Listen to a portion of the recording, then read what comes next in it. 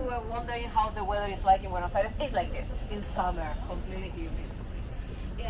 Well, welcome once again. I introduce myself. My name is Mariana. It's like a combination between Mary and Ann. We put together Mariana. Okay. So everybody got the ticket for the entrance? Okay, so we're going to walk over there just a couple of meters. We go through the group entrance and we're going to start the tour inside the cemetery. Okay, so please follow me.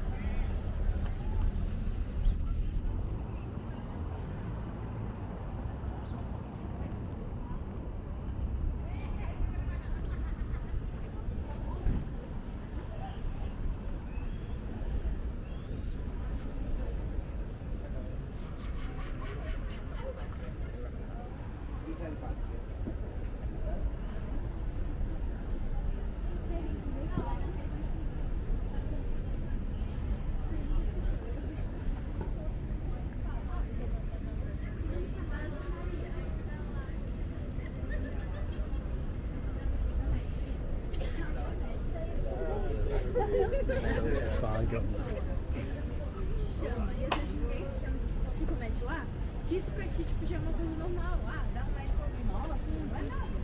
Só que se der um médico com uma pessoa e ela volta, assim, pra chamar, aí cria uma conexão. Isso.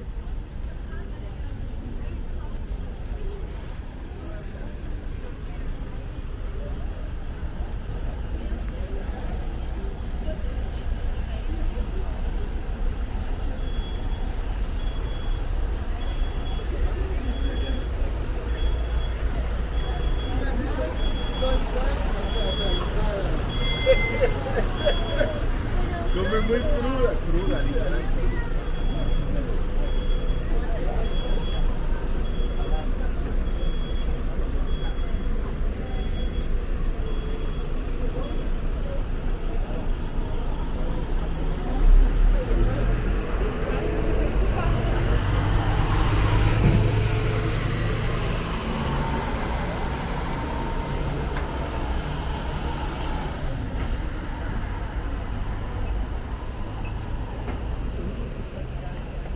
Para allá. I remember.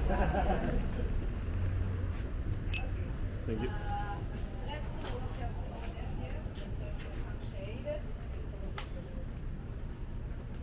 Sí, sí.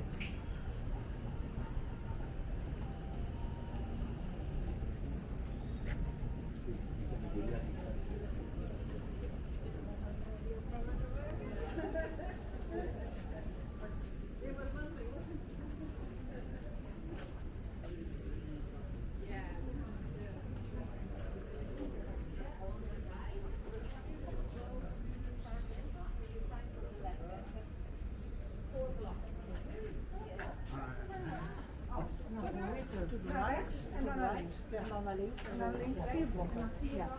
Ja.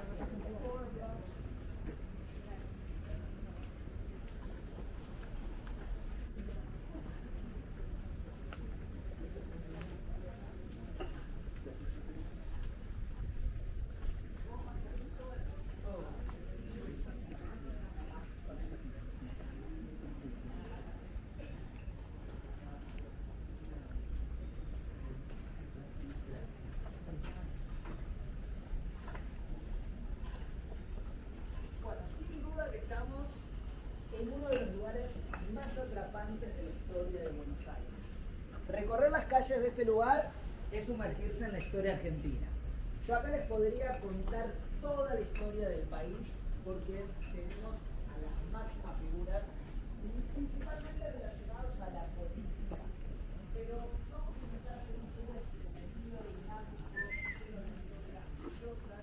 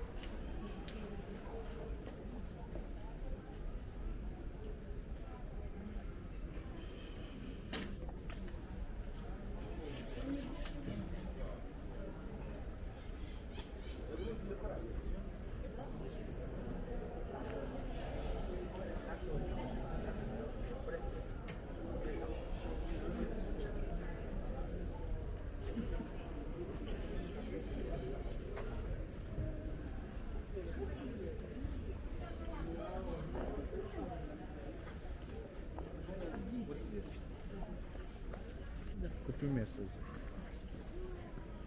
Jaki będzie tak nie będzie. Lisbon, Portugal. Italy.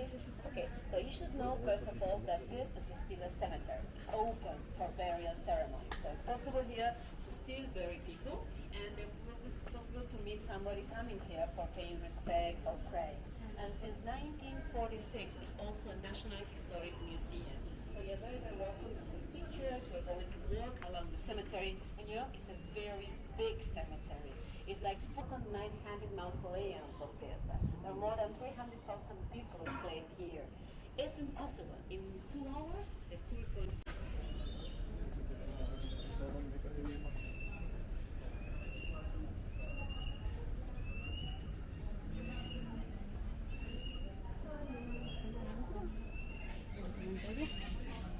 Ah, bueno, ¿por dónde les gusta? Pero lo más interesante es lo que representan toda esa parte de arriba. Van a ver una mujer que tiene sus 2 brazos hacia adelante. Esa mujer tiene en su mano izquierda una lámpara y esa lámpara está con el fuego apagado, con el fuego consumido, lo que significa que la llama de la vida se apagó, se consumió el fuego de la vida terrenal. Es el cuerpo de una persona fallecida. Y miren lo que está pasando. Desde el interior del cuerpo de esa mujer está saliendo el espíritu y el espíritu. Y aquí van a ver lo que les decía de bodas de primero.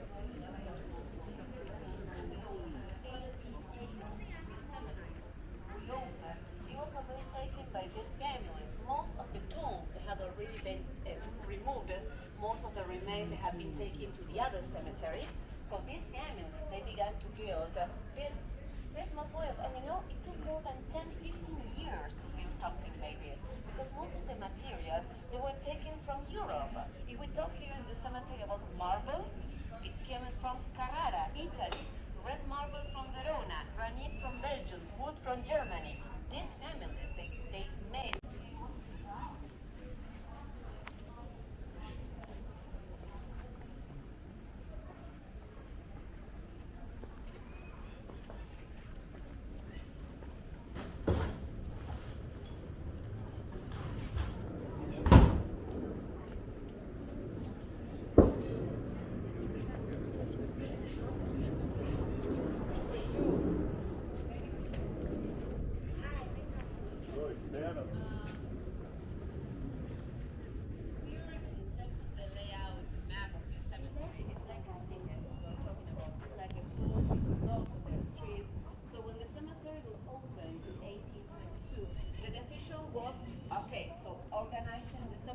With plots divided and demarked by boundaries, and this plot is a part they were given for free because it's a public cemetery, so they were given for free and in perpetuity. The owner of the plot could build whatever they wanted, and this is the reason why I love this word also in English, eclecticism, because nobody had any limitation or restriction. Now, well, yes, since 15 years ago, it's not possible to make any change or something in the mausoleum without asking for permission. Since 15 years ago, it was possible to do whatever they wanted. So right now, if you are owner of a building, a mausoleum,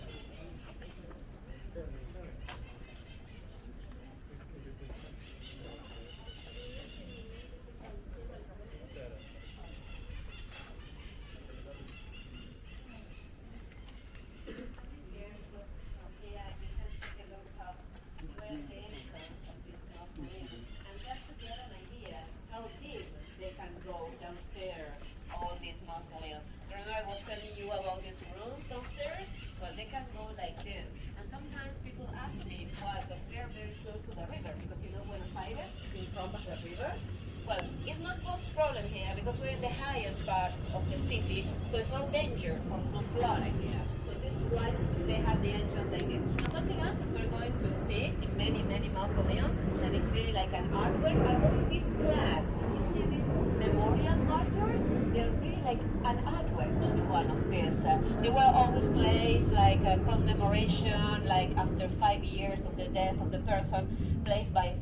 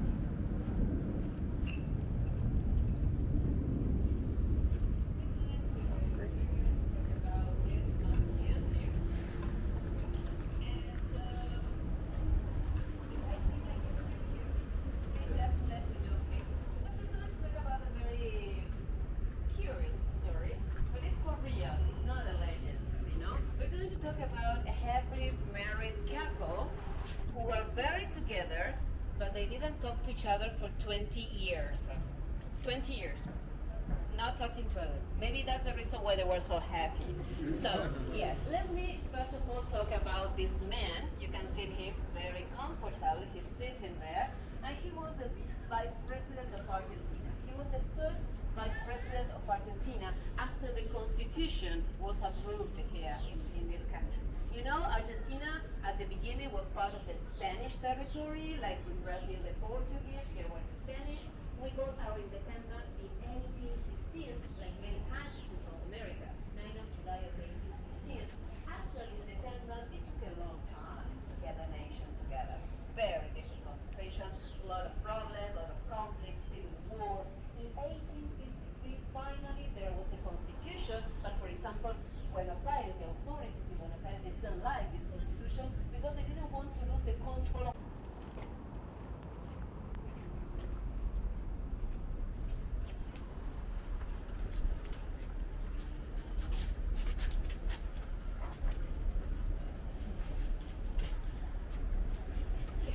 She looked very serious and a bit angry, actually.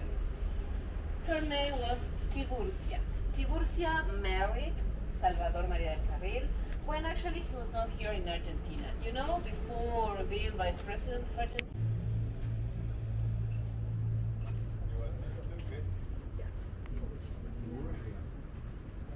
It's interesting that he's in a chair and the wife is on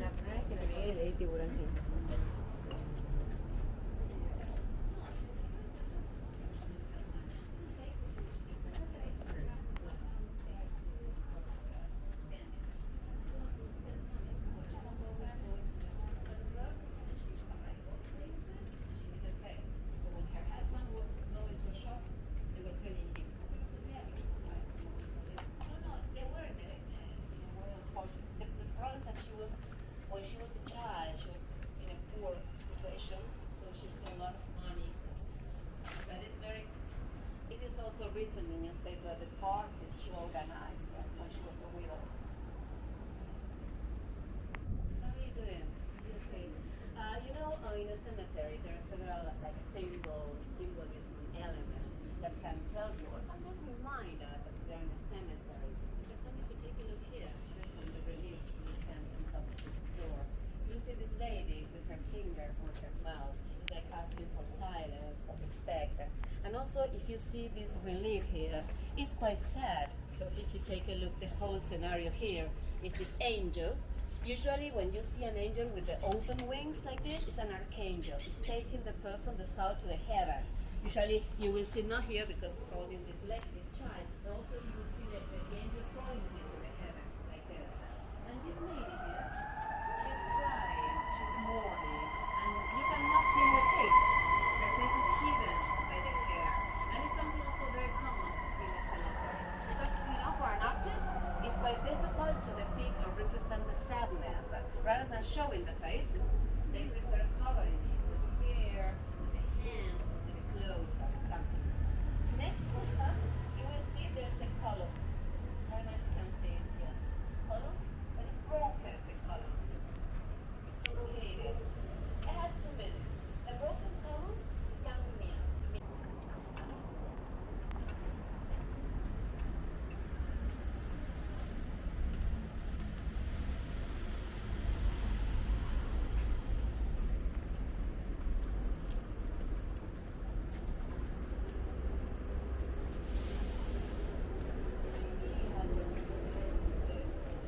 They're walking many flags, many markers, and they have the word doctor, doctor, doctor, doctor.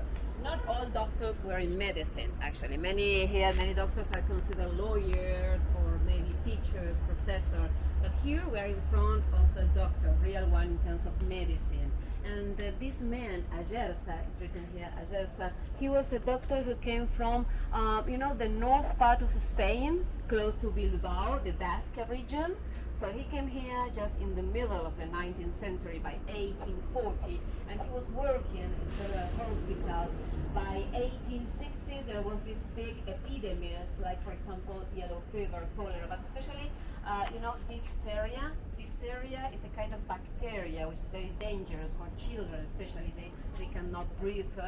So he saved so many lives. He worked so hard in the hospital, and when he died, he got already a plan. Maybe you can figure out the sport he was practicing. Boxing, yes. But there are no the gloves.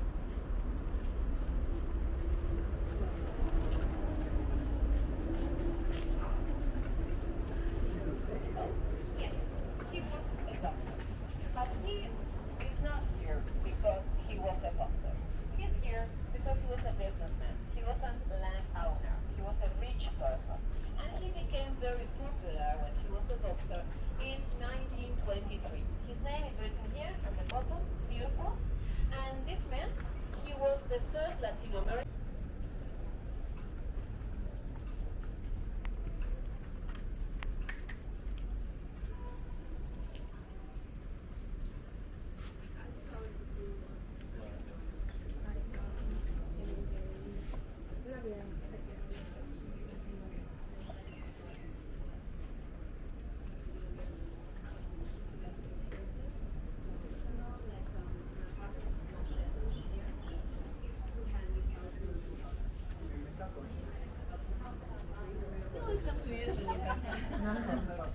I'm not working in a real estate, first of all, but it's good. Yes, the thing here is that many people buy this like an investment, because it's still very expensive, and you have to make sure that when you buy mausoleum, there's no Lativa, because they are maybe a long time ago, they are very older than this mausoleum.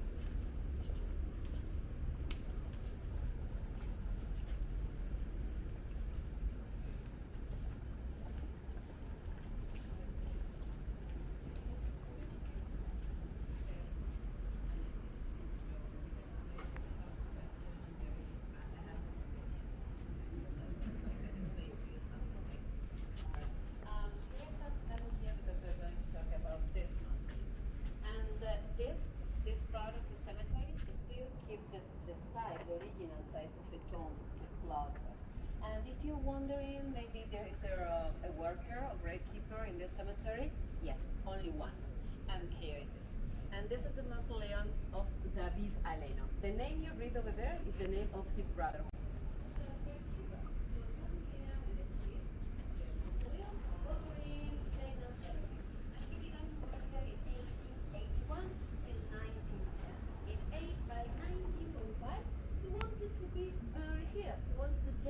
In this place, but you know, he was a worker. He was not a rich person.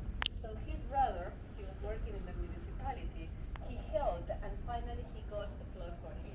The second problem this man David Aleno was facing is that he was forced to build a mausoleum. It was not just getting the tomb or something very simple or handmade. It was forced by the municipality because if you look around, you will see luxury, very nice moldings, and monuments. So he spent like 3 years, since 1905 till 1908, coming every day here to the cemetery and working building this. He was not rich, so this actually is not marble. It's not marble, it's fake. It looks like marble, but it's something that is made with minerals and water and sand. So it looks like, actually you can compare here also. The building, the people in the municipality, they didn't like it. They thought había trabajado en este edificio, realmente amaba este lugar. Hasta el punto de que él no pertenecía a la clase alta, así que tuvo que trabajar mucho para lograrlo y ahorrando durante muchos años. Finalmente logran adquirir esta parcela que es la que vamos a ver a continuación. Su hermano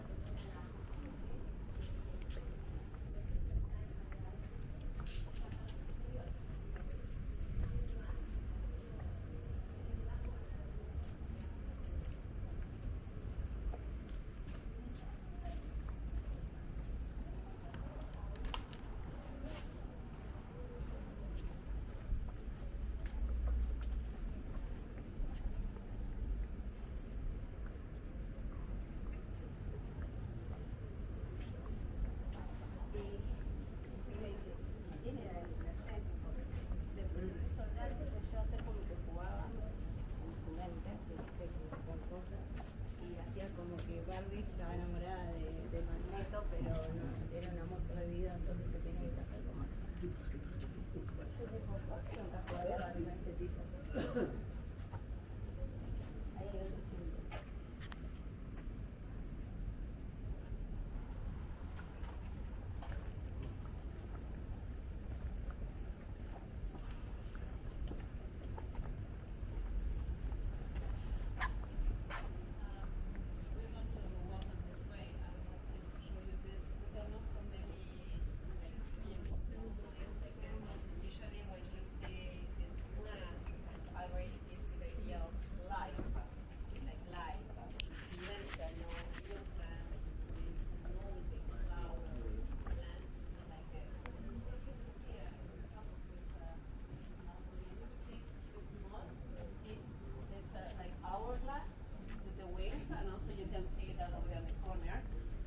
Simple, the message. Time flies. That's only this. Yes, we will see this in many, many different ways. We're going to walk in this way, and as soon as we are just to turn around, you will see a very big mausoleum, which is the most expensive mausoleum. We come from the most humble to the most expensive, and I know that you will recognize it.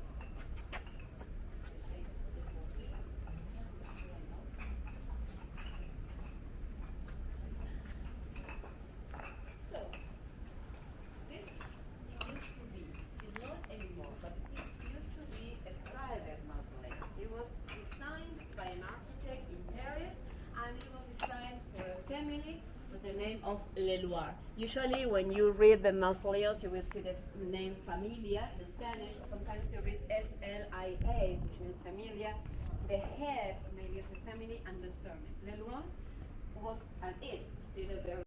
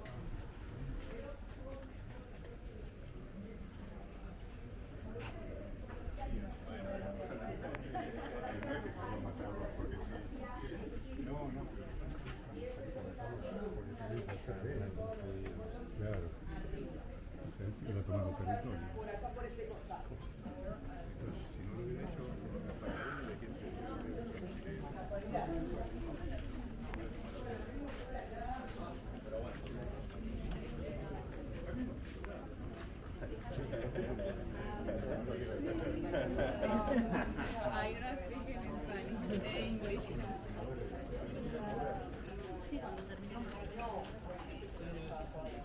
Also give us an idea about, that we may be, that we receive a huge immigration from Italy.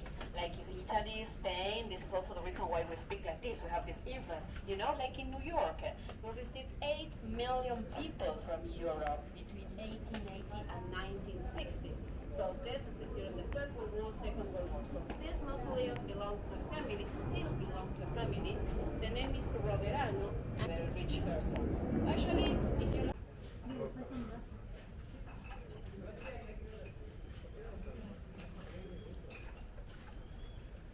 ¿Qué?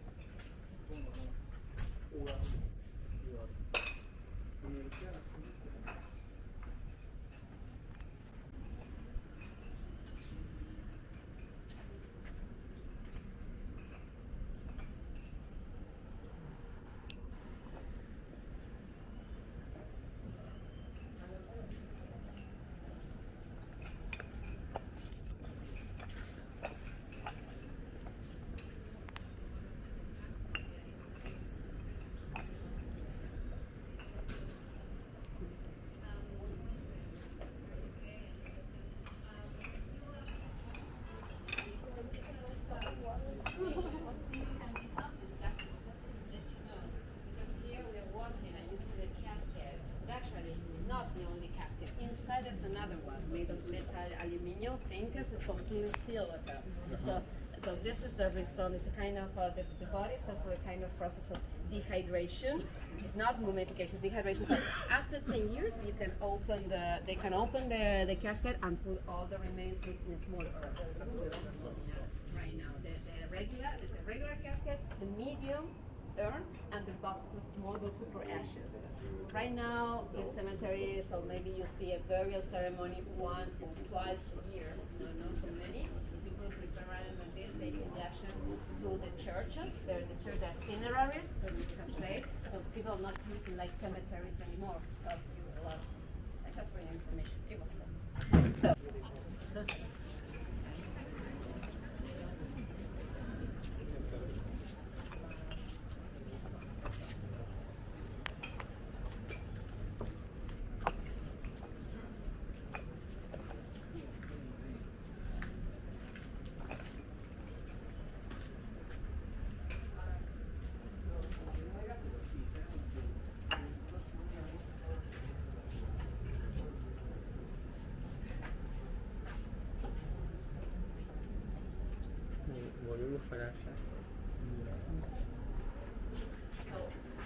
This is you will see the mausoleum of Eva on the left.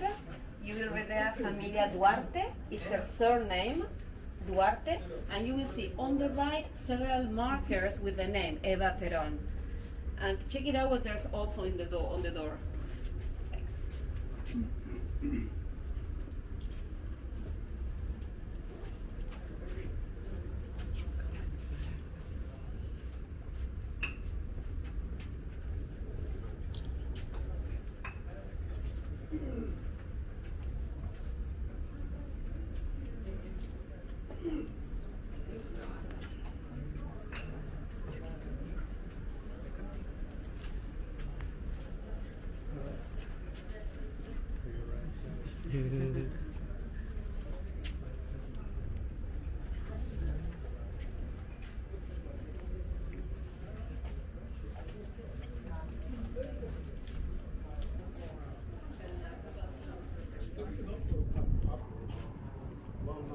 Yes. Maybe she had money, right?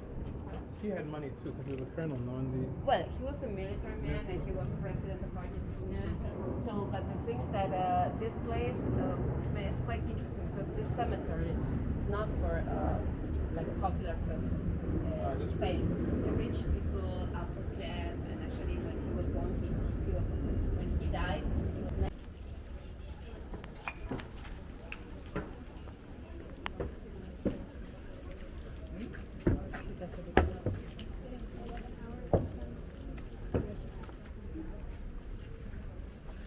Okay, so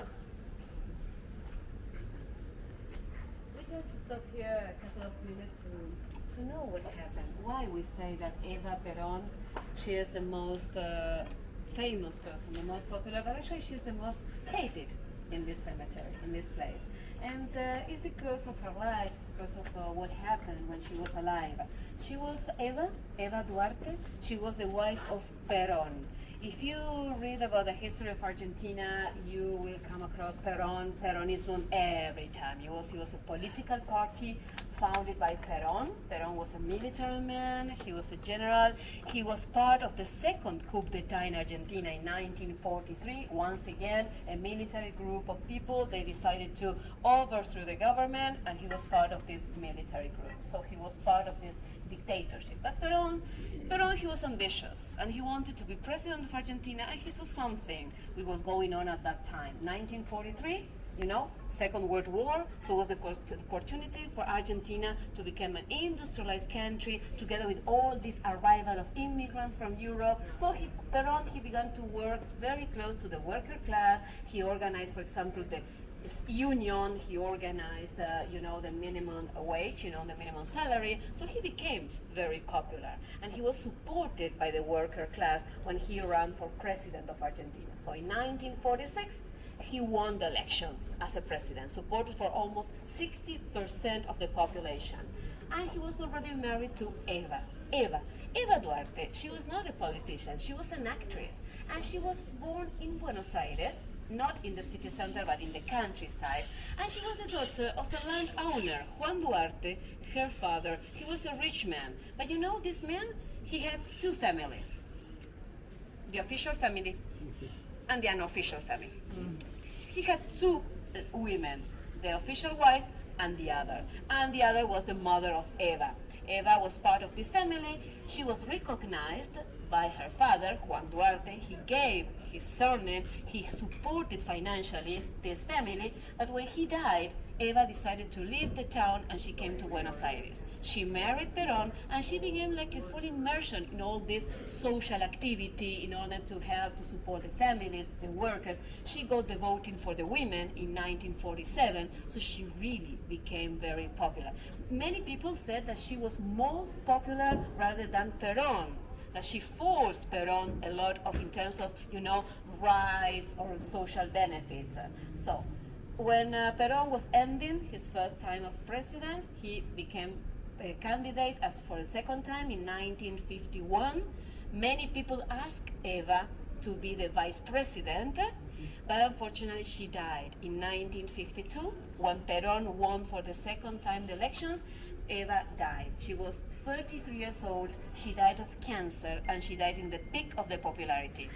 With all this situation, you know what happened. She became more popular, and this is the reason that still nowadays some people consider her like a saint. Maybe you have heard about this Santa Evita. Evita is like little Eva. This is the name. So what happened? When she died, nobody was expecting that she was going to die. There was not even a mausoleum for her. And there were so many people coming to Buenos Aires for paying respect that her husband, Peron, he made the decision of, this process of embalming the body. So they did this with the body of Eva. They placed the body in a kind of public wake in the south of Buenos Aires, in San Telmo, so people could go there, walk by there, and pray or pay respect.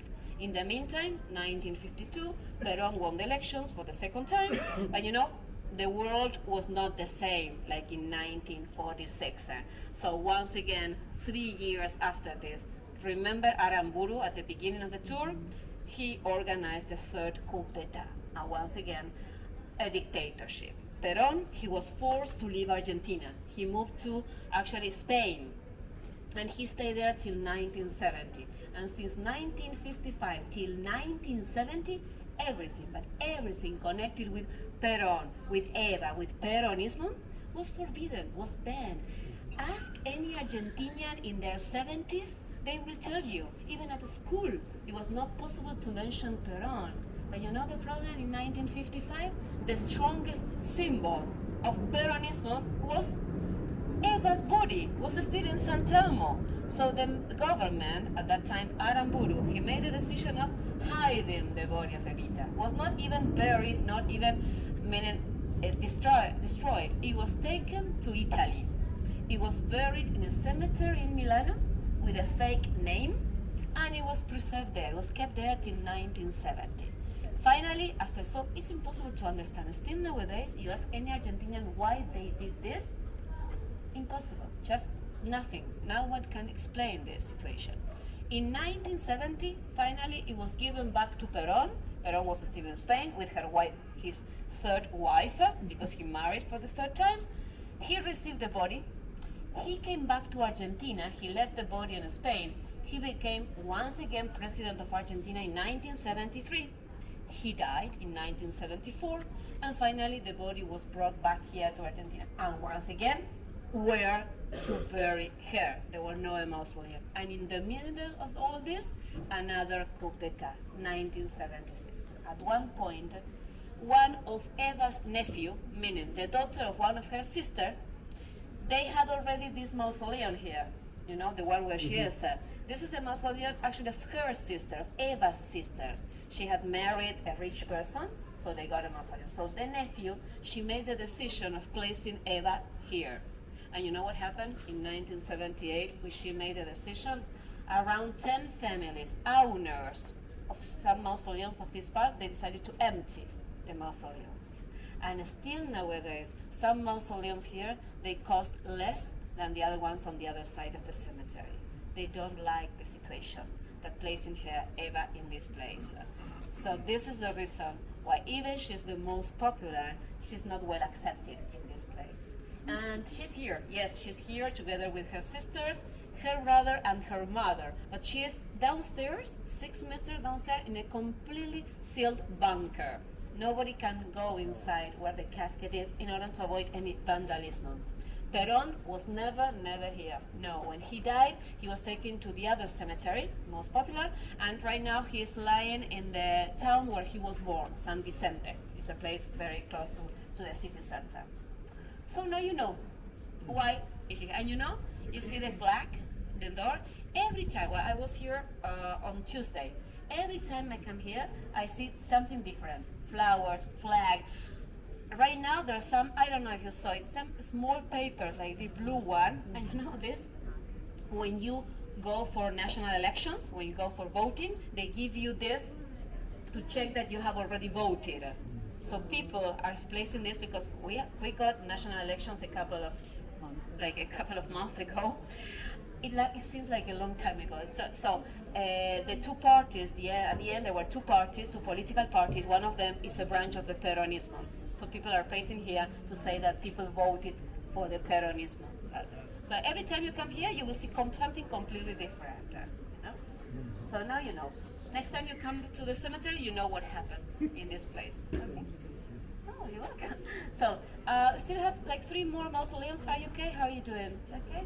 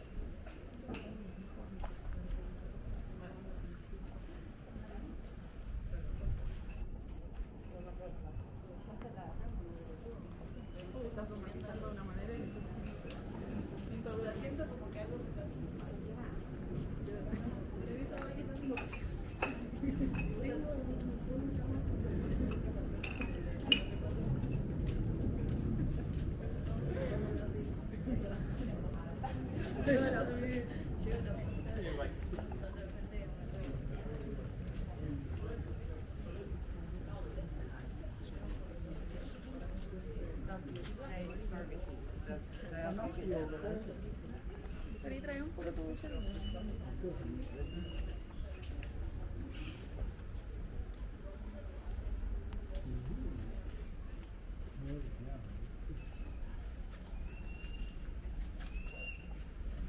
This is one of what we consider one of the best examples in the cemetery about a combination in terms of a neoclassicism, Art Nouveau, and kind of neo-Renaissance. And if you take a look at this, this is also one of the family. So you can see over there, FLIA family, Jose, the head name, and Paz. I think in every tour we're running here in Buenos Aires, we're mentioning this family, Paz. Mr. Paz, he was a landowner, he was a businessman, he was owner of a newspaper, and he was ambassador of Argentina in France in 1900. So he wanted to have a very nice European palace, and of course, a mausoleum like this. And if you take a look, really interesting about the angels, the three masterpieces, they were made in Paris by an artist whose name was Dubois, and so he made.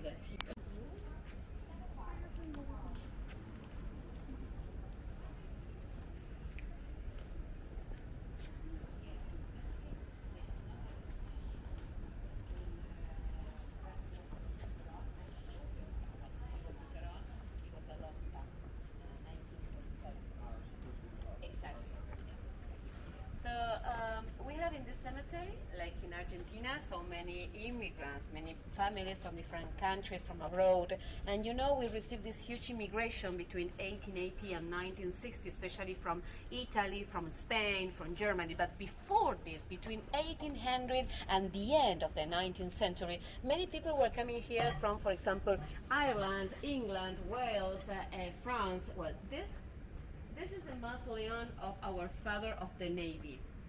He is a national hero. Our national hero, his name is San Martin, the General San Martin. He was the man who organized like the army in the independence in the war against Spain. But this man here, lying here, he was the man who organized the Navy in Argentina. And he was Irish, actually. Our national hero, the father of the Navy, he was an admiral coming from Ireland. His name was William Brown, and he arrived here to Argentina by the beginning of the 19th century. He came here just in the middle of the war against Brazil in 1823, so he organized the Navy. So he was a hero. So his ashes are here. You see the urn through the glasses. You will see that the urn was made with the meltdown of the canyon of his battleship. And if you read his name here, you will not read William.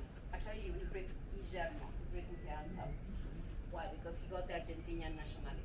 So if you ask any people here in Argentina, they will say, rather than William Brown, they will say Guillermo Brown. And this one, he was made with rocks brought from the Andes. You know the mountains in between Argentina and Chile? Mm-hmm. Well, he was a man, Tomás Guido, part of the independence process. He was also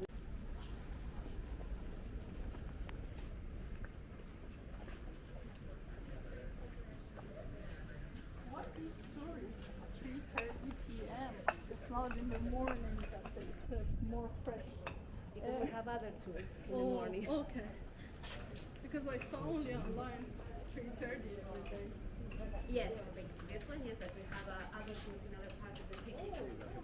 So we have in Recoleta, in Yeah, La I saw that, Boca, yeah. but they're on the morning. So I see. yes, so this is the reason.